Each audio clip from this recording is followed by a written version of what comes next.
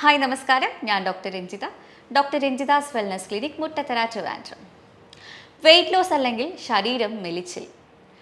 വണ്ണമുള്ളവർ face ചെയ്യുന്ന പോലെ അതേ ബോഡി ഷേമിംഗ് തന്നെയാണ് മെലിഞ്ഞവരും ഫേസ് ചെയ്യുന്നത്. എന്താ വീട്ടിലൊന്നും ഭക്ഷണമൊന്നും കിട്ടുന്നില്ലേ കഴിക്കാനായിട്ട്, മെലിഞ്ഞ് മെലിഞ്ഞ് കമ്പ് പോലെ ആയല്ലോ എന്നുള്ള ചോദ്യങ്ങളും നമ്മുടെ കോൺഫിഡൻസിനെ നശിപ്പിക്കുന്ന കാര്യങ്ങൾ തന്നെയാണ് ഇതല്ലേ. നമ്മളെ മൂഡ് സ്പോയിൽ ചെയ്യുകയും ചെയ്യും. അപ്പോൾ എന്താണ് ഇതിന് കാരണം? ചില കാരണങ്ങൾ കൊണ്ടിട്ടാണ് നമ്മുടെ ശരീരം ഇങ്ങനെ മെലിഞ്ഞു പോകുന്നത്. അതെന്താണെന്നുള്ളത് ഞാനിവിടെ പറയാം, അതിനുള്ള ടെസ്റ്റുകൾ പറയാം, അതൊക്കെ നിങ്ങളൊന്ന് ചെയ്തു നോക്കുക.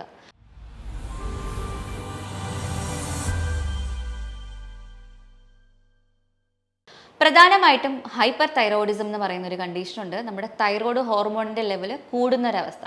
അതായത് അമിതമായിട്ട് ഹൈപ്പർ ആക്റ്റീവ് ആവും തൈറോയ്ഡ് ഗ്ലാൻഡ്. എന്നിട്ട് T3 T4 എന്ന് പറഞ്ഞ ഹോർമോണിൻ്റെ സെക്രീഷൻസ് കൂടുതൽ. അപ്പോൾ ഇങ്ങനെ സംഭവിച്ചു കഴിഞ്ഞാൽ നമുക്ക് ശരീരത്തിന് സംഭവിക്കുന്നത് മെറ്റബോളിസം കൂടുക എന്നുള്ളതാണ്. അതായത് നമ്മൾ കഴിക്കുന്ന ഭക്ഷണങ്ങളൊക്കെ വേഗം തന്നെ കത്തി ബേൺ ചെയ്തങ്ങ് പോകും. അപ്പോഴത്തേക്ക് എന്താ, ശരീരത്തിലൊന്നും പിടിക്കത്തില്ല. അതാണ് ഹൈപ്പർ തൈറോയിഡിസം ഉള്ളവർക്ക് മെലിഞ്ഞിരിക്കാനുള്ള കാരണം എന്ന് പറയുന്നത്. ഇത് കണ്ടുപിടിക്കാനായിട്ട് നിങ്ങൾ ചെയ്യേണ്ട test TFT, thyroid function test നോക്കുക. അതിൽ T3 T4 TSH values check ചെയ്യുക. ഇതിൻ്റെ അളവ് കൂടുതലാണെന്നുണ്ടെങ്കിൽ നമ്മളത് കുറയ്ക്കാനായിട്ടുള്ള മെഡിക്കേഷൻസ് ഒക്കെ സ്റ്റാർട്ട് ചെയ്യണം. അതിനൊപ്പം ഡയറ്റൊക്കെ ചെയ്ത് നോക്കണം. പിന്നെ നമ്മൾക്ക് പ്രധാനമായിട്ട് പറയേണ്ട ഒരു കണ്ടീഷനാണ് സീലിയാക് ഡിസീസ്. അതായത് നമ്മൾക്ക് ഗ്ലൂട്ടൻ ലാക്ടോസ് അലർജി ഉള്ളവരുണ്ട്. അതുപോലെ തന്നെ അവർക്ക് അബ്സോർപ്ഷൻ പവറും വളരെ കുറവായിരിക്കും. IBS നിങ്ങൾ കേട്ടിട്ടുണ്ടാവും, ഇറിറ്റബിൾ ബൗവൽ സിൻഡ്രോം എന്ന് പറയുന്ന കണ്ടീഷൻസ്. പെപ്റ്റിക് അൾസർ ഡിസീസ് ഉള്ളവർക്കൊക്കെ അബ്സോർപ്ഷൻ പവർ വളരെ വളരെ കുറവായിരിക്കും. ഇപ്പോൾ ഈ റീസെൻ്റ്ലി എനിക്കൊരു പേഷ്യൻ്റ് വന്നത് ഒരു കുഞ്ഞു മോളാണ്. അപ്പോൾ മോൾക്ക് അവർ പറയുന്നു 5 വർഷമായിട്ട് നമ്മളിത് സഫർ ചെയ്യുന്നുണ്ട് ഡോക്ടർ, എവിടെ കൊണ്ടുപോയിട്ട് ഞങ്ങളുടെ കാരണം കണ്ടുപിടിക്കാൻ ആർക്കും കഴിഞ്ഞിട്ടില്ല എന്നുള്ളതാണ്. അതായത് കുഞ്ഞ് എന്ത് ഭക്ഷണം കഴിച്ചാലും അതുപോലെ തന്നെ മോശം പോവാണ്. അതായത് ഇപ്പോൾ ഫോർ എക്സാമ്പിൾ തണ്ണിമത്തം കഴിക്കുകയാണെങ്കിൽ ആ തണ്ണിമത്തിൻ്റെ കളറിൽ അതുപോലെ തന്നെ മോശം അങ്ങ് പോവാണ്, വിത്ത് കുറേ ഗ്യാസോട് കൂടിയിട്ട്. വയറ് ഭയങ്കരമായിട്ട് കമ്പിച്ചിരിക്കുന്ന ഒരു ഫീൽ ഭക്ഷണം കഴിച്ചു കഴിഞ്ഞാൽ. അത് വിശപ്പ് തീരെ ഇല്ല കുഞ്ഞിന്. എന്താ വെച്ചാൽ ഒരു അര ഇഡ്ഡലിയൊക്കെയാണ് ഡെയിലി കഴിക്കുന്നത്. അത് തന്നെ വളരെ റെയറായിട്ടാണ്. അത് പറയുന്നത് വെച്ചാൽ ഒട്ടും വിശപ്പില്ല, കുറച്ച് വെള്ളം പോലും അധികം കുടിക്കാൻ പറ്റുന്നില്ല കുഞ്ഞിന്. ഉടനെ ഒന്നുകിൽ വോമിറ്റ് ചെയ്ത് അതൊക്കെ പുറത്ത് കളയുന്നവരെ കുഞ്ഞിന് അസ്വസ്ഥതയായിരിക്കും, അല്ലെങ്കിൽ എങ്ങനെയെങ്കിലും ഈ ഒരു ഗ്യാസ് നിറഞ്ഞിട്ട് പുറത്ത് പോകണം. അല്ലെങ്കിൽ 2 ദിവസം ഒന്നും പോകത്തില്ല, മോശം പോവാണ്ട് ഫുള്ള് വയറ് പെരുക്കത്തോടെ ഇങ്ങനെ വയറ് വേദനയോടെ കുഞ്ഞിരിക്കുന്നു എന്നുള്ളൊരു അവസ്ഥയിലായിരുന്നു. അപ്പോൾ അവർ ചെയ്യാൻ ടെസ്റ്റുകളൊന്നും ബാക്കിയില്ല. അവർ ചെയ്തു കൊളനോസ്കോപ്പി, എൻഡോസ്കോപ്പി സഹിതം എല്ലാ ടെസ്റ്റുകളും നോക്കിയപ്പോൾ ഒന്നും കണ്ടുപിടിക്കാൻ കഴിഞ്ഞിട്ടില്ല. എല്ലാം നോർമലാണ് റിസൾട്ട് വരുന്നത്. അപ്പോൾ അവിടെയാണ് നമ്മൾ ശ്രദ്ധിക്കേണ്ടത്. ഈ സിബോ അല്ലെങ്കിൽ നമുക്ക് IBS പ്രശ്നങ്ങളുള്ളവർക്ക്, ഇറിറ്റബിൾ ബൗവൽ സിൻഡ്രോം പെട്ടെന്ന് നമുക്കൊരു കൊളനോസ്കോപ്പിയിലും എൻഡോസ്കോപ്പിയിലൊന്നും നമുക്ക് കണ്ടുപിടിക്കാൻ സാധിക്കില്ല. കാരണം അറിയാമായിരിക്കുമല്ലോ, നമുക്കവിടെ സൂക്ഷ്മാണുക്കളുണ്ട്. പ്രോബയോട്ടിക്സ് കറക്റ്റായിട്ട് വർക്ക് ആയില്ല എന്നുണ്ടെങ്കിൽ ദഹനരസങ്ങൾ കറക്റ്റായിട്ട് പ്രൊഡ്യൂസ് ചെയ്യില്ല, ഡൈജസ്റ്റീവ് എൻസൈംസ് എന്ന് പറയും.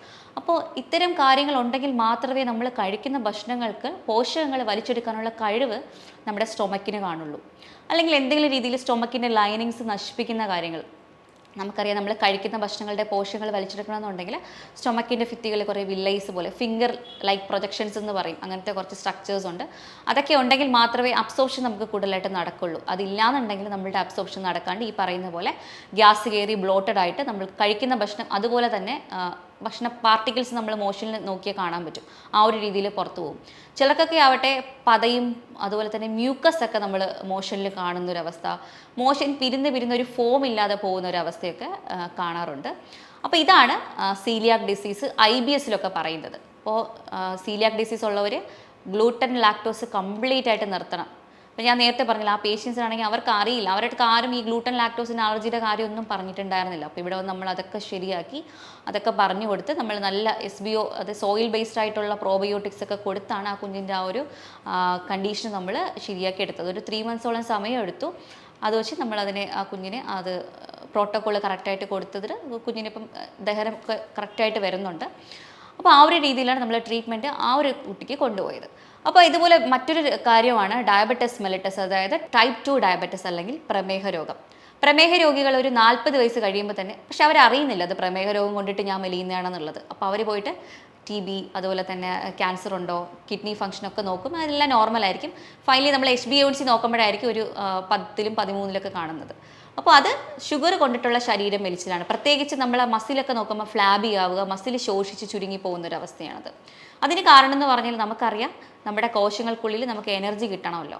അപ്പോൾ ഇൻസുലിൻ കറക്റ്റായിട്ട് പ്രവർത്തിച്ചാൽ മാത്രമേ നമുക്ക് കോശങ്ങൾക്കുള്ളിൽ ഇത് ഈ ഒരു എനർജി ബൈൻഡ് ആവത്തുള്ളൂ, ഊർജ്ജം കോശങ്ങൾക്കുള്ളിൽ കയറത്തുള്ളൂ.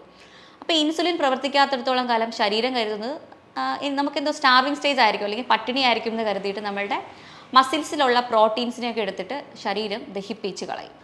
അങ്ങനെയാണ് നമുക്ക് മസിൽ ഇതുപോലെ ഫ്ലാബി ആവുന്നതും ചുരുങ്ങി പോകുന്നതും ഒക്കെ. അപ്പോൾ പ്രമേഹ രോഗമുണ്ടെങ്കിൽ അത് നമുക്ക് എത്രയും വേഗം അതിനെ റിവേഴ്സ് ചെയ്തത് കൺട്രോൾ HbA1c എന്ന് പറയുമ്പോൾ ഒരു 5.7 ആണ് നോർമൽ ലിമിറ്റ് വരാനുള്ളത്. അറ്റ്ലീസ്റ്റ് ഒരു 6-നുള്ളിലെങ്കിലും നമ്മൾ നിർത്താൻ വേണ്ടിയിട്ട് മാക്സിമം ശ്രമിക്കുക. അങ്ങനെ ചെയ്തു കഴിഞ്ഞാൽ നമുക്ക് ഈ ഒരു പോയ മസിൽസൊക്കെ നമുക്ക് തിരിച്ചു പിടിക്കാൻ കഴിയും. അപ്പോൾ സ്റ്റാർട്ടിങ് ഈ ഒരു 10-13 ഈ ഷുഗർ കണ്ടുപിടിക്കുന്നുണ്ടെങ്കിൽ പെട്ടെന്നൊരു ഡയറ്റ് മാത്രം നോക്കിയാൽ നമുക്ക് ചിലപ്പോൾ അത് കൺട്രോളിൽ കൊണ്ടുവരാൻ കുറച്ച് പാടായിരിക്കും. എല്ലാവർക്കും അല്ല, ചിലർക്കൊക്കെ. കാരണം ഇത് കുറേ വർഷം കഴിഞ്ഞിട്ടുണ്ടാവില്ലേ. അപ്പോൾ അങ്ങനെയാണെങ്കിൽ നമ്മൾ എന്തെങ്കിലും ഒരു മെഡിസിൻ സപ്പോർട്ടിൻ്റെ കൂടെ നമ്മൾ ഡയറ്റും എക്സസൈസും കൂടെ ചെയ്തു പോകണം. പക്ഷേ ഒരിക്കലും മെഡിസിൻ മാത്രം നിങ്ങൾ ഡിപ്പെൻഡ് ചെയ്യാണ്ടിരിക്കുക. കാരണം പോകെ മെഡിസിൻ ഡോസ് കൂട്ടി കൊണ്ടുപോകാന്നല്ലാതെ ഇത് കുറയ്ക്കാൻ നമുക്ക് കഴിയില്ല. അതുകൊണ്ട് എക്സസൈസും ഡയറ്റും തന്നെ മെയിനായിട്ട് നിങ്ങൾ ഫോക്കസ് ചെയ്യേണ്ടതുണ്ട്. ലോ കാർബ് ഡയറ്റൊക്കെ കഴിച്ച് പ്രമേഹം കൺട്രോളിൽ വെച്ച് കഴിഞ്ഞാൽ ഈ ഒരു മെലിച്ചിൽ നമുക്ക് നന്നായിട്ട് കുറയ്ക്കാൻ സാധിക്കും. മറ്റൊരു കാര്യം എന്ന് പറഞ്ഞാൽ എന്തെങ്കിലും ക്രോണിക് ഡിസീസ്, അതായത് ട്യൂബർക്ലോസിസോ ഹാർട്ട് ഡിസീസ്, അതായത് ഹാർട്ടിന് എന്തെങ്കിലും ഹൃദ്രോഗങ്ങളോ, അതുപോലെ കിഡ്നി ഫെയിലിയർ അല്ലെങ്കിൽ നമ്മൾ കിഡ്നിക്ക് എന്തെങ്കിലും തകരാറ് സംഭവിക്കുക, കിഡ്നി ഫെയിലർ ഉണ്ടെങ്കിലും ഇതുപോലെ പെട്ടെന്ന് ശരീരം മെലിയും. അതുപോലെ തന്നെ സ്പ്ലീനിന് പാൻക്രിയാസിനൊക്കെ എന്തെങ്കിലും പ്രശ്നങ്ങളൊക്കെ വരുമ്പോഴും നമുക്ക് ശരീരം മെലിയാറുണ്ട്. അതുമാത്രമല്ല ചിലർക്ക് പാരമ്പര്യം, അതായത് നമ്മുടെ അമ്മയും അച്ഛനും ഒക്കെ ഇതുപോലെ മെലിഞ്ഞ പ്രകൃതിയായിട്ടുണ്ടെങ്കിൽ നമുക്കും അങ്ങനെ തന്നെ കിട്ടാനുള്ള സാധ്യതയുണ്ട്. പിന്നെ ഈ ചില കുഞ്ഞുങ്ങളുടെ അമ്മമാരും അച്ഛന്മാരും എപ്പോഴും വന്ന് പറയാറുണ്ട്, ഒരു കുഞ്ഞുങ്ങൾക്കൊരു 10-15 വയസ്സ് വരെ അവർ ഭയങ്കര മെലിഞ്ഞിട്ടായിരിക്കും. അതെല്ലാവരും പറയുന്ന കംപ്ലയിൻ്റ് ആണ്. കുഞ്ഞൊന്നും കഴിക്കുന്നില്ല, അല്ലെങ്കിൽ എത്ര കഴിച്ചാലും അവൻ തടി വെക്കുന്നില്ല എന്നുള്ളത്. പക്ഷേ ഒരു 20 വയസ്സൊക്കെ കഴിയുമ്പോഴത്തേക്ക് അവർ മസിലൊക്കെ ബിൽഡ് ചെയ്ത് അവരങ്ങ് ശരിയായിക്കോളും.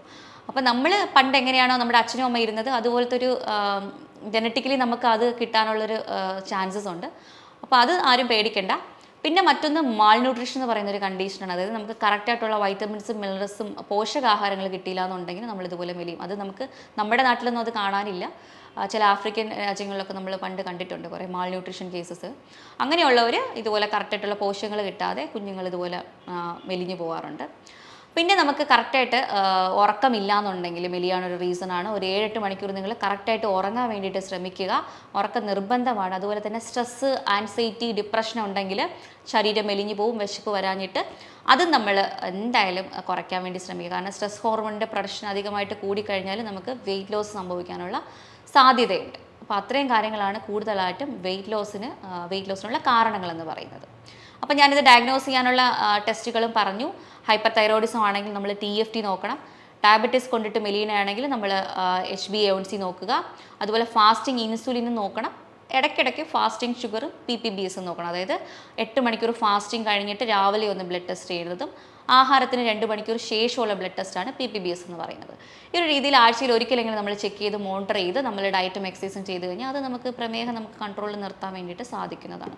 പിന്നെ ഞാൻ നേരത്തെ പറഞ്ഞു സീലിയാക് ഡിസീസ്, IBS കണ്ടീഷൻ ഉണ്ടെങ്കിൽ നിങ്ങൾ എന്തായാലും ഗട്ട് ഹെൽത്തിനെ പ്രോപ്പർ ആക്കിയേ പറ്റുള്ളൂ. നമുക്ക് അതിന് വേണ്ടിയിട്ട് നല്ല ദഹനരസങ്ങൾ ആവശ്യമുണ്ട്, നമുക്ക് നല്ല പ്രോബയോട്ടിക്സ് ആവശ്യമുണ്ട്.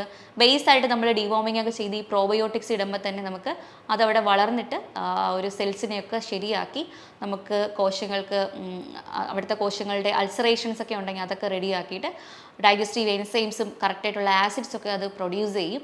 അപ്പോൾ തന്നെ നമുക്ക് അബ്സോർപ്ഷൻ പവർ ഇച്ചിരി കൂടിക്കോളും. ഇത്രയും കാര്യങ്ങളൊക്കെ നമ്മൾ ശ്രദ്ധിക്കണം. പിന്നെ ഞാൻ പറഞ്ഞു സ്ട്രെസ്സൊക്കെ ഉണ്ടെങ്കിൽ അത് ബ്രീത്തിങ് ടെക്നിക്കൊക്കെ ഉപയോഗിച്ച് അത് മാനേജ് ചെയ്യാൻ ശ്രമിക്കുക. ഡയറി എഴുതുന്നത് നല്ലൊരു ശീലമാണ്. അല്ലെങ്കിൽ ആരോടെങ്കിലും നമ്മുടെ വിഷമങ്ങൾ ഷെയർ ചെയ്ത് ഡിപ്രഷനും സ്ട്രെസ്സും നമ്മൾ നന്നായിട്ട് മാനേജ് ചെയ്യാൻ വേണ്ടി ശ്രമിക്കണം. ഉറക്കം ഭയങ്കര ഇമ്പോർട്ടൻ്റ് ആണ്. അത് നന്നായിട്ട് ഉറങ്ങാൻ ശ്രമിക്കണം. പിന്നെ ഡയറ്റിൽ നല്ല രീതിക്ക് പ്രോട്ടീൻ ഇൻടേക്ക് അധികമാക്കാൻ വേണ്ടി ശ്രമിക്കുക. എല്ലാവരും കുറേ ചോറ് കഴിക്കും, പക്ഷേ പ്രോട്ടീൻസ് ഭയങ്കരമായിട്ട് കുറച്ചാണ് കഴിക്കണേ. അത് നമ്മൾ മാറ്റണം.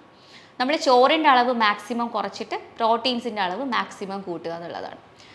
ചോറിൻ്റെ അളവ് കുറയ്ക്കുക എന്ന് പറഞ്ഞാൽ ഈ വെയിറ്റ് ലോസ് സംഭവിക്കുമ്പോൾ നമ്മൾ ഒക്കെ പഴങ്കഞ്ഞിയായിട്ടും മധുരങ്ങളായിട്ടും നമ്മൾ എന്തും കഴിക്കും. വാരി വലിച്ച് കഴിച്ച് കഴിഞ്ഞാൽ നമുക്ക് പക്ഷേ പൊണ്ണത്തടിയും അതിനോടൊപ്പം ഡയബറ്റീസ് വരാനുള്ള സാധ്യതയാണുള്ളത്. പക്ഷെ അങ്ങനെ ചെയ്യേണ്ട.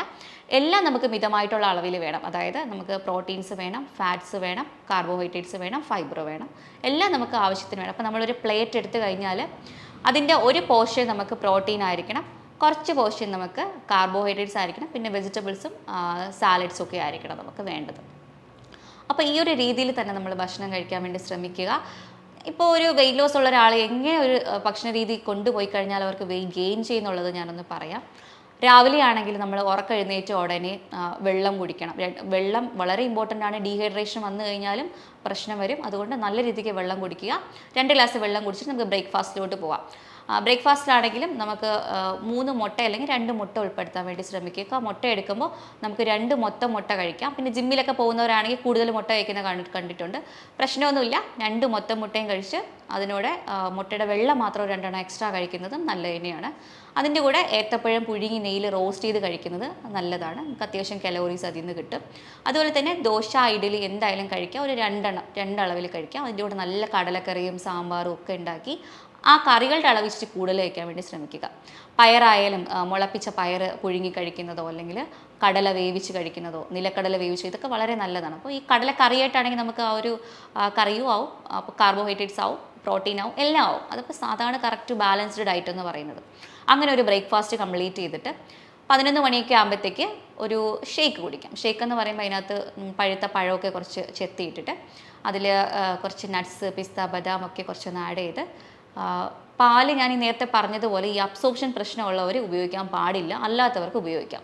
അല്ലെങ്കിൽ അതിൽ നമുക്ക് കോക്കനട്ട് മിൽക്കോ ബദാം മിൽക്കോ സേഫാണ്. അതങ്ങനെ ഉപയോഗിച്ച് നമുക്ക് നന്നായിട്ട് അടിച്ചൊരു ഷേക്കായിട്ട് അത് കുടിക്കാം. അതല്ലാന്നുണ്ടെങ്കിൽ എന്തെങ്കിലും ഫ്രൂട്ട് സാലഡായിട്ട്, അതായത് സാലഡ് മീൻസ് അതിനകത്ത് ഐസ്ക്രീംസും പഞ്ചസാരയൊന്നും പാടില്ല, അല്ലാണ്ട് ഫ്രൂട്ട്സ് എടുത്തിട്ട് ഒരു 3 പഴങ്ങൾ കട്ട് ചെയ്തിട്ടിട്ട് അത് വേണമെങ്കിൽ അത് കഴിക്കാം. ഇത് ഓപ്ഷനാണ്. ഏതെങ്കിലും ഒരെണ്ണം കഴിച്ചാൽ മതി.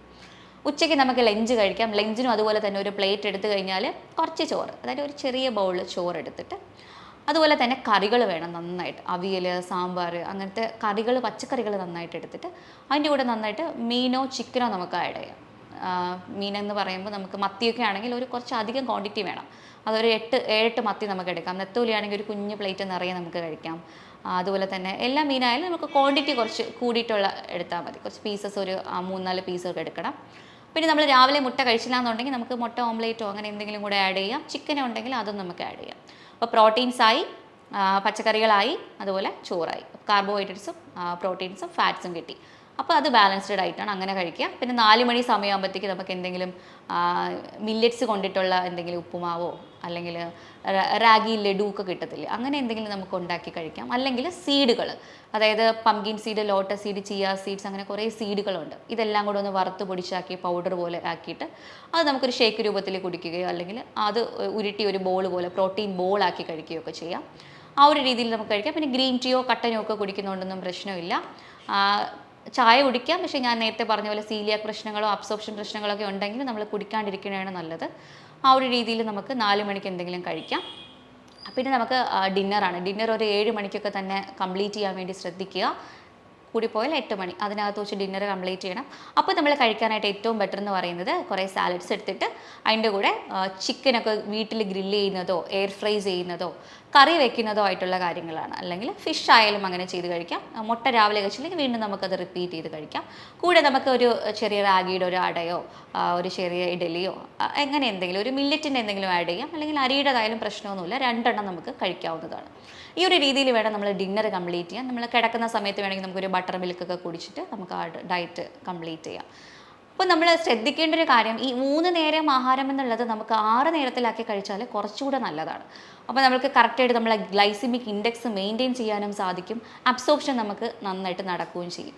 പിന്നെ പ്രോട്ടീൻസ് നമ്മൾ കൂടുതൽ കഴിക്കുമ്പോൾ ശ്രദ്ധിക്കേണ്ടത് നേരത്തെ പറഞ്ഞ പോലെ വെള്ളം നന്നായിട്ട് കുടിക്കാൻ വേണ്ടി ശ്രദ്ധിക്കുക. കാരണം പ്രോട്ടീൻ ദഹനത്തിന് നന്നായിട്ട് വെള്ളം ആവശ്യമുണ്ട്. ഈ ഒരു രീതിയിൽ വെള്ളം കൂടെ കുടിക്കുക.